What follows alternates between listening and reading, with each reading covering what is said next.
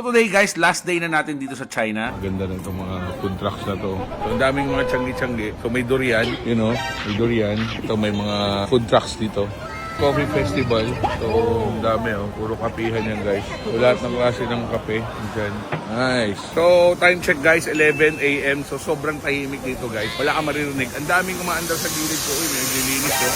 So, konting-konti lang maririnig yung mga truck, sasakyan dito na di gasolina. So, madalas dito, electric na talaga. Puro EV na, pati motor, pati scooter, taxi, truck ng basura, halos lahat electric. Pagka green ng mga plaka niya mga yan, EV lahat yan. Kahit yung mga truck na yun na naglilinis, green ng plaka, yan, halos lahat EV na. Pagka daw bumili ka ng di makina na kotse or sasakyan, magbabayad ka ng almost 300,000 pesos para sa registration. Pag sa Beijing naman, almost 1.6 million para sa registration. Pero pagka EV, free yun, walang bayad. Kaya puro EV na dito. Kulay blue. So yan, nagbayad yan ng mahal na registration dito sa China. So habang naglalakad-lakad kami dito guys, nakita rin namin tong tallest tower dito sa may Shenzhen. Ito na rin pala magiging last meal namin dito sa China. Dahil mamayang hapon, sasakay na tayo ng ferry pabalik ng Hong Kong. So ngayong araw guys, last day namin. Maya-maya punta na kami ng ferry, tapos punta kami Hong Kong, tapos lipad kami ng Hong Kong to Manila. So pinapasyal nila kami dito guys. Ang ganda ng lugar na pinagpasyalan namin, park. So wala masyadong tao since ay office pa sila ngayon. Bukas ang holiday nila. 4 days daw ang holiday nila kasi May 1 is Labor Day. 4 days yun. So may nakita tayo dito guys. So ultimate drone.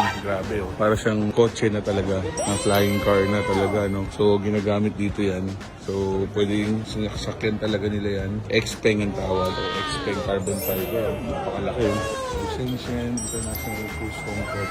Dalawa ka siya. Galing. Only in China. Let's go.